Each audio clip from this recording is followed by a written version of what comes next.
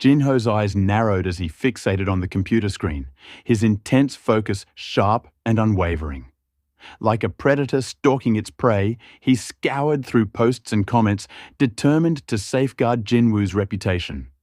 With a burning resolve, he swiftly took screenshots of offensive content and began reporting them.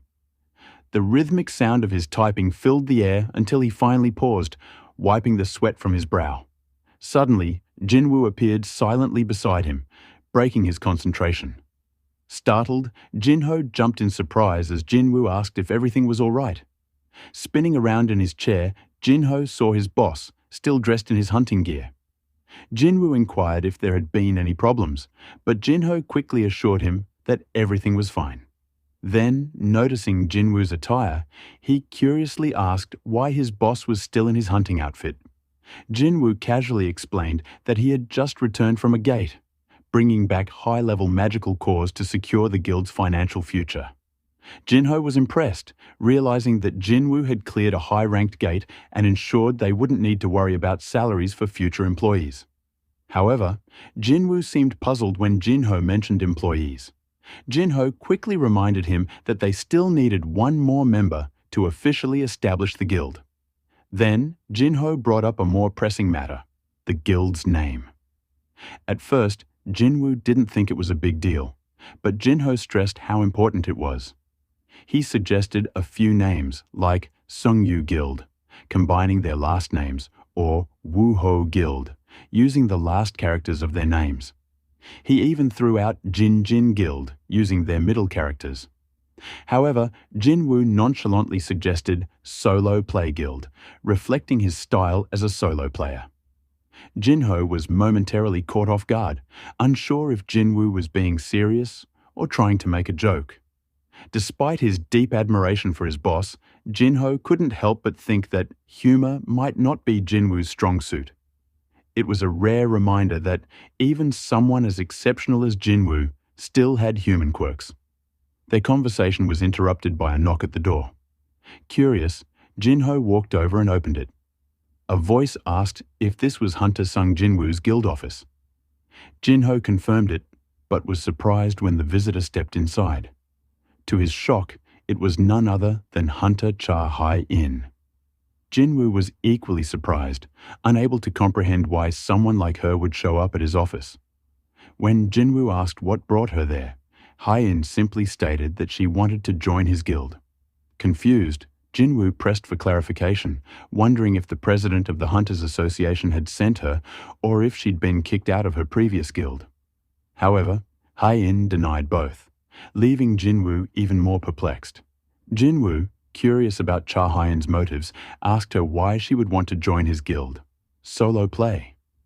Hayen seemed momentarily flustered, clearly not expecting that to be the name of the guild. Jinwoo, however, saw no issue with it, explaining that both he and Jinho had agreed on it. Jinho quickly jumped in, correcting Jinwoo by insisting no such agreement had been reached, but Jinwoo brushed it off, assuming they had come to a mutual understanding. As the situation became more perplexing, Jinwoo took a moment to collect his thoughts. He carefully studied Hayen, her pulse, her breathing, her expression. While she appeared composed, Jinwoo sensed she was holding something back. Why was she so eager to join his guild? Jinwoo mentioned that it had been 2 years since Hayen had awakened as a hunter, and he assumed she was still under contract with her current guild. To his surprise, Hayen revealed she was willing to pay the penalty to break her contract, even without expecting compensation from Jinwoo's guild. Puzzled, Jinwoo pressed further, asking why she would go to such lengths to join a guild that had little to offer her.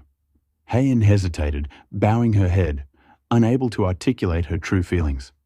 She couldn't bring herself to admit that, from the moment they first met, she had been inexplicably drawn to Jinwoo, particularly to his scent. She also recalled the intense emotions she felt during the Jeju Island raid, where she had been convinced she would die. But when she woke up in the helicopter, alive and safe, the first name that came to her mind was Jinwoo. The president had confirmed it too. Jinwoo's presence had brought her comfort in the face of death. Embarrassed, Hayen found it difficult to explain that her desire to join his guild stemmed from something deeply personal. Jinwoo, on the other hand, reflected on how differently she had acted at the funeral, realizing that this decision might have been on her mind for some time. After a moment of silence, Hayen finally gave a simple, prepared response. She wanted a simpler life. Though her explanation felt understated, Jinwoo could sense there was more behind her words. As he considered her request, Jinho chimed in, reminding him of the immense pressure Hae-in must have been under from the Hunters Guild, especially given her young age, only around 22 or 23. Jinwoo, having experienced the burden of being an S-rank hunter himself, empathized with her struggles and the challenges she had faced during the Jeju Island raid. While Jinwoo sympathized with Hayen's situation, he knew he needed to be cautious. To test her resolve, he decided to introduce an entrance test for the guild. Hayen, surprised by this unexpected condition, pointed out that no such test had been mentioned in the recruitment notice. Jinwoo, without missing a beat, smoothly explained that it was a rule, perhaps overlooked by Jinho in the process. Jinwoo then sent Jinho off to fetch some drinks and snacks, giving them time to prepare. As soon as the word test left Jinwoo's mouth, Hayen's demeanor shifted. Her expression grew serious, her determination now evident, ready to face whatever challenge awaited her. Jinwoo was slightly taken aback, unsure if Hayen was being stubborn or genuinely serious. However, the fire in her eyes revealed a hidden passion and unwavering determination. He informed her that the test would involve facing one of his summons, specifically his strongest one. Hayen didn't flinch. There was no fear or hesitation. She was ready for the challenge and eager to proceed immediately. Jinwoo suggested they head to the gymnasium at the Hunter Association to conduct the test. As if they had planned this moment in advance, they both rose to their feet in unison. However, Jinwoo realized the gymnasium was quite a distance from their current location. He thought this would be a perfect opportunity to test if his shadow exchange skill could transport both of them together. Turning to Hayen, Jinwoo reassured her that they didn't need to leave in the usual way. Instead, he offered a shortcut, suggesting they stick close to one another for just a moment. Hayen swallowed nervously as Jinwoo stepped closer, his face suddenly much nearer than she had anticipated. Without further delay, Jinwoo activated his shadow exchange skill, and they both silently sank into their shadows. Just as they disappeared, Jinho entered the room with tea and snacks, only to find an embarrassed-looking high orc shadow soldier standing there instead. The orc, as if caught off guard, quickly snatched the snacks and began eating them. As Jinwoo and Hayen traveled through the shadows, Jinwoo confirmed his theory about the nature of his shadow exchange skill. It created a gate, allowing both of them to pass through together, with the shadow on the ground acting as the entry point and the destination determined by the location of one of his soldiers. This skill was extraordinary, granting him the ability to traverse vast distances in an instant, though it came with a 3-hour cooldown. They arrived at the gymnasium, and as their mana activated the sensors, the lights flickered on automatically, illuminating the spacious hall. Hayen was in awe of the skill she had just experienced, her eyes wide with wonder, as she took in their new surroundings. Her gaze eventually landed on Jinwoo, who stood ready to begin the test. Before they could start, however, Hae-in suddenly remembered that she had left her weapon behind. When Jinwoo teased her about the time she had used a pickaxe during one of their missions, she blushed, clearly embarrassed by the memory. Jinwoo chuckled lightly, reassuring her that he was only joking. Hayen considered borrowing a weapon from the storage and made her way to the door, using her hunter's license to access the keycard reader. Jinwoo mentioned that while hunters could use the gym's reserve weapons, they were mainly for practice and not of the highest quality. After inspecting the selection, Hayen chose a sword similar in length to the one she usually wielded. Feeling confident in her choice, she nodded, ready for the challenge ahead. Jinwoo, however, voiced concern about her comfort with an unfamiliar weapon, but Hayen brushed it off. In real battles, monsters never fought on their opponent's terms. Jinwoo agreed, knowing that adaptability was key to survival. Satisfied with her resolve, Jinwoo summoned one of his shadows. A few paces away, a knight materialized silently from the ground, none other than Igris, his most skilled swordsman. Jinwoo laid out the conditions for victory. Hayen would win if she destroyed Igris, while defeat would come if she chose to surrender. Jinwoo, recalling that bringing out his strongest shadow, Beru, might overwhelm her, decided Igris would provide a fair yet formidable test. Hayen readied herself with the borrowed sword, but Jinwoo hesitated, recalling her earlier statement about weapons not mattering.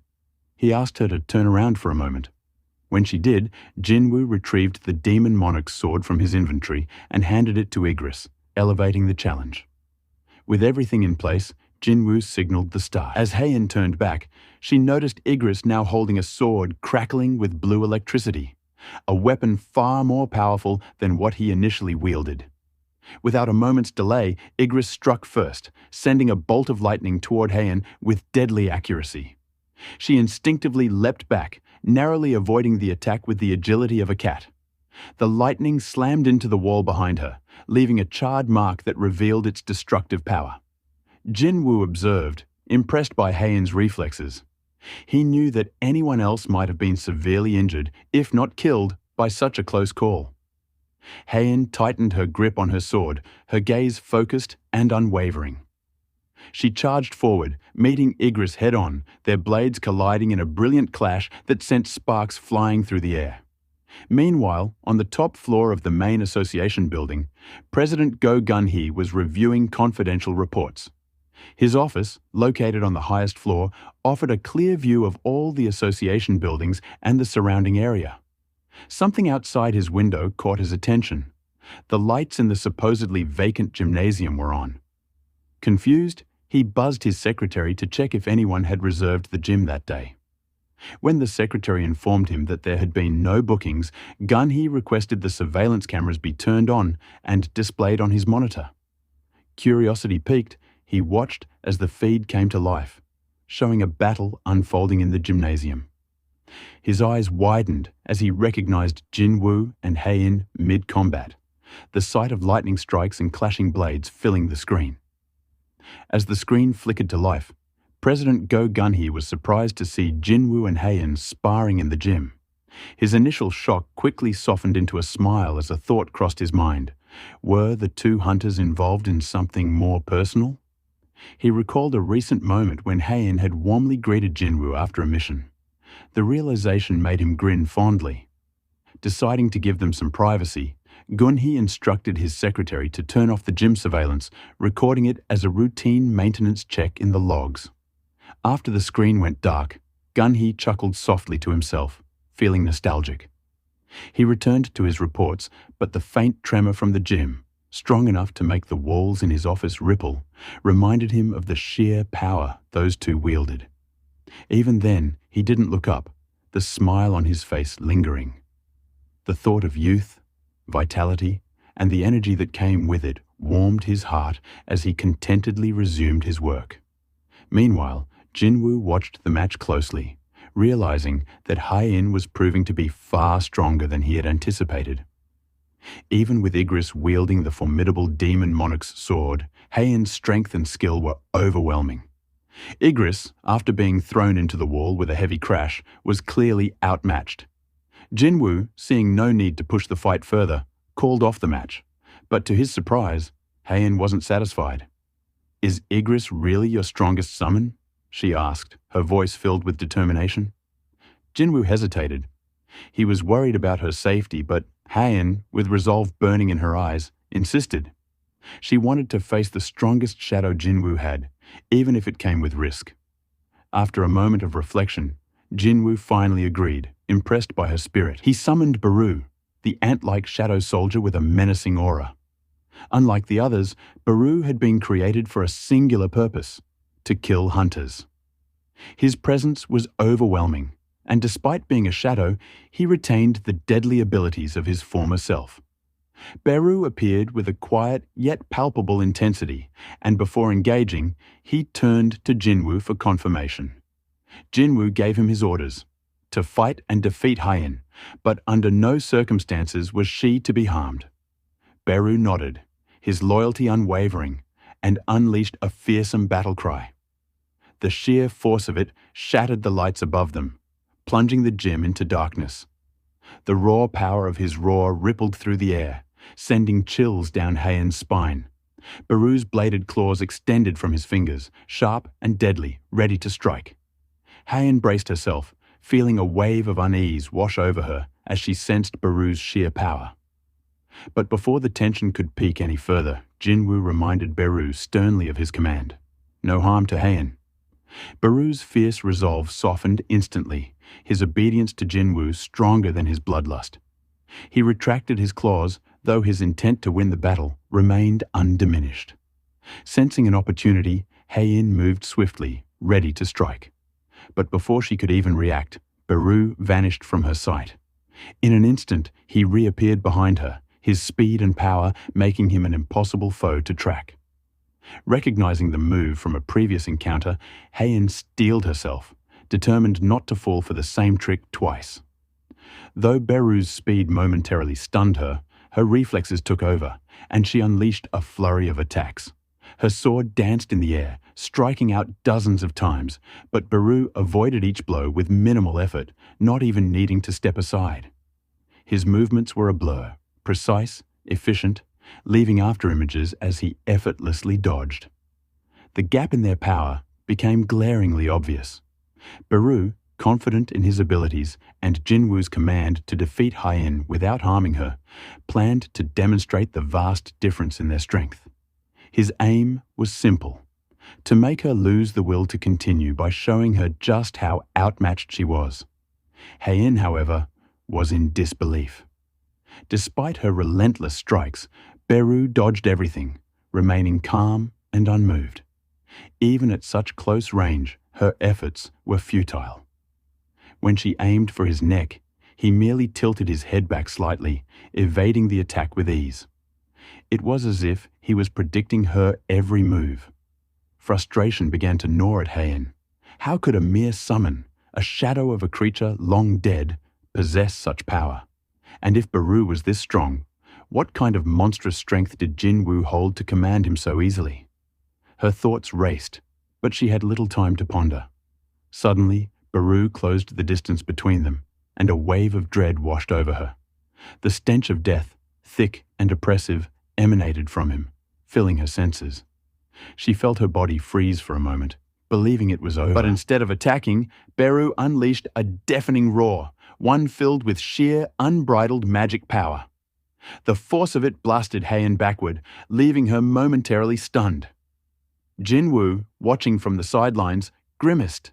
He took no pleasure in the one-sided spectacle and asked Hayen if she was ready to yield, hoping she would recognize the difference in strength.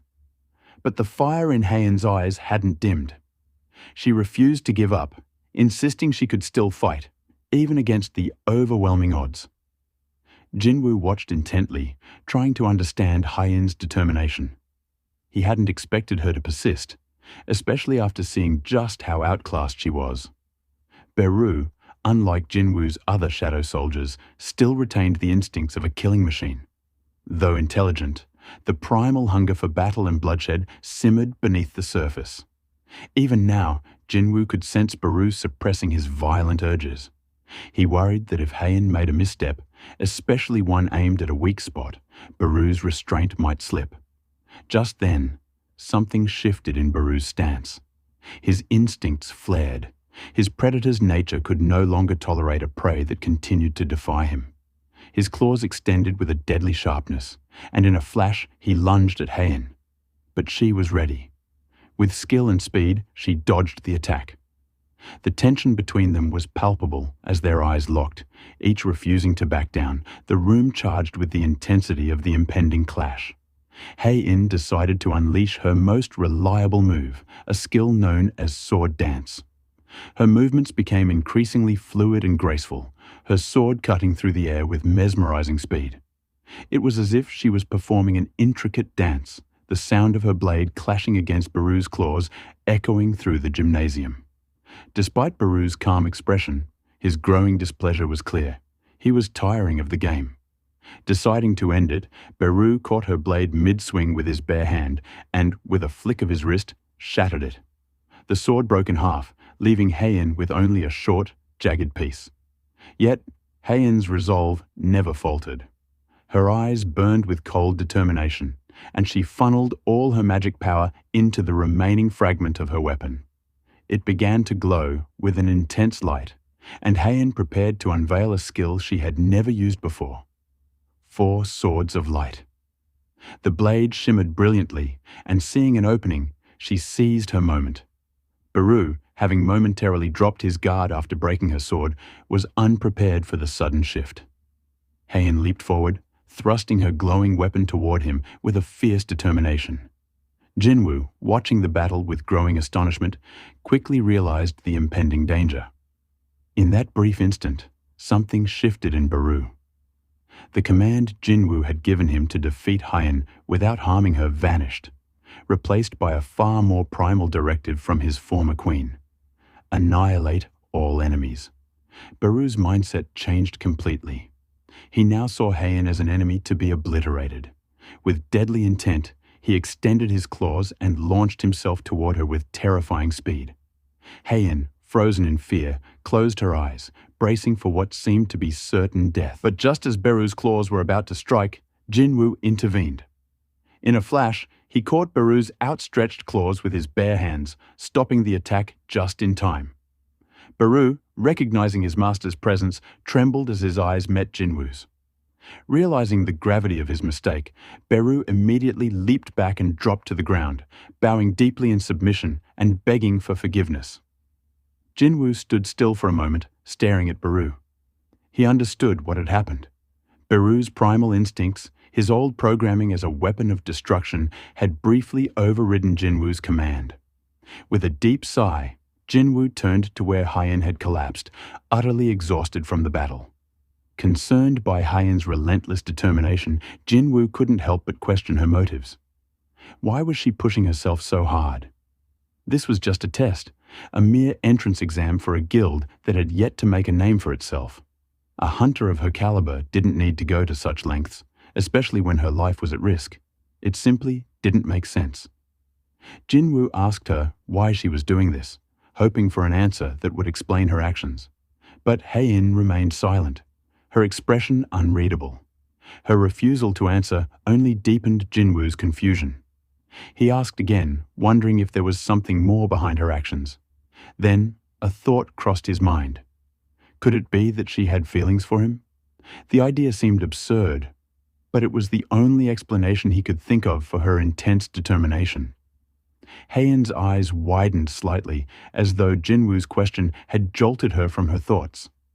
Seeing her reaction, Jinwoo quickly tried to brush it off, thinking he might have been mistaken. Perhaps there was another reason for her resolve. After a moment of silence, however, Hayen quietly confirmed his suspicions. She admitted with some hesitation that he was right. She did have feelings for him. Jinwoo was taken aback by the simple admission, realizing that her actions had stemmed from something deeper than he had initially thought. Meanwhile, across the ocean at the Federal Bureau of Hunters in the United States, the atmosphere was tense. In the Hunter Command Center, Director David Brennan wasn't pleased with the recent reports coming across his desk. Director David Brennan's frustration was palpable as he paced in his office. His team had failed to recruit Sung Jinwoo, the one hunter they desperately needed in their fold. The assistant director, Michael, entered the room with Norma Selner, a specialist with unique abilities. Brennan, eager to understand the situation, wasted no time and demanded an explanation. He wasn't looking for excuses. He needed the truth.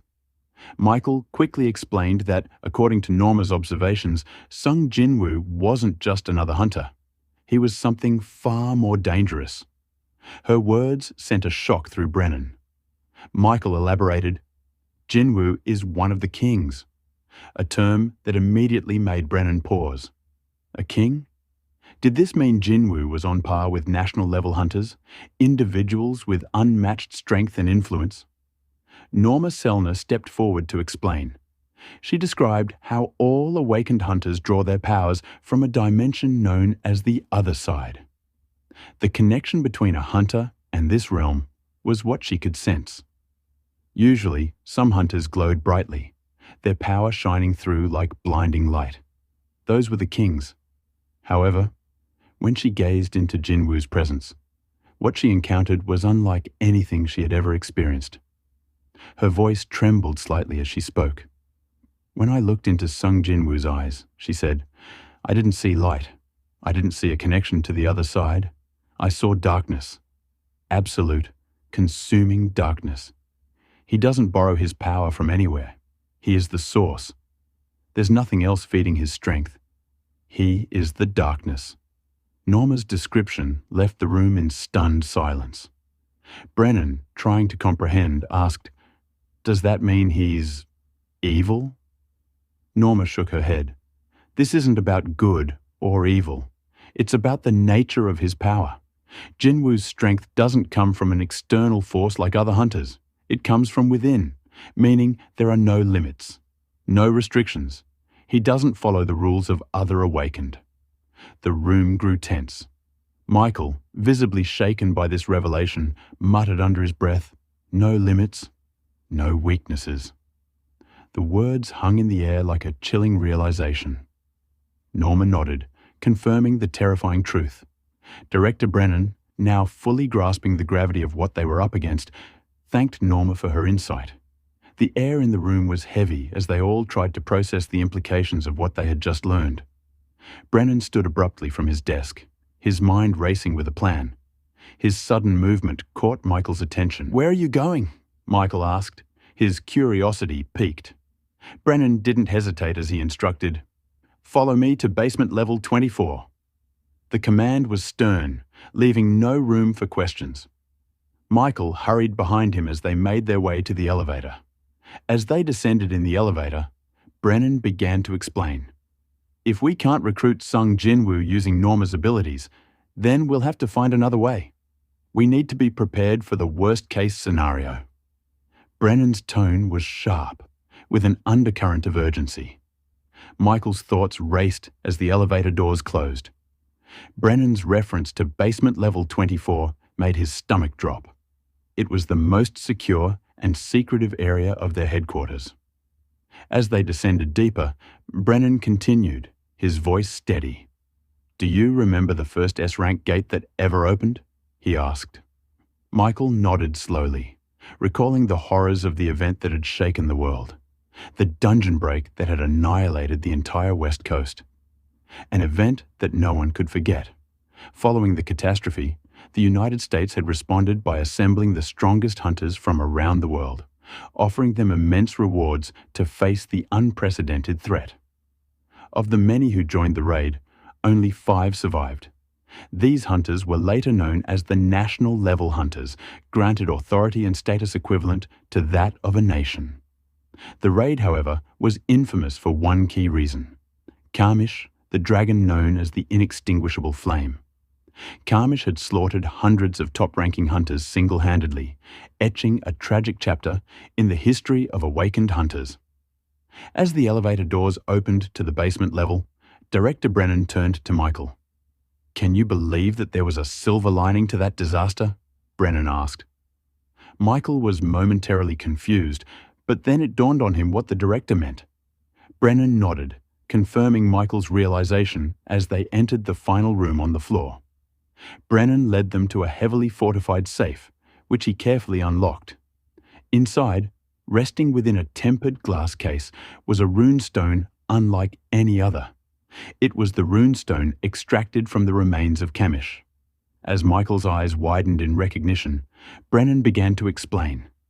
"It's been 8 years since the Kamish raid," Brennan said, his tone measured. "And in all that time, we've never seen a mage-class national-level hunter.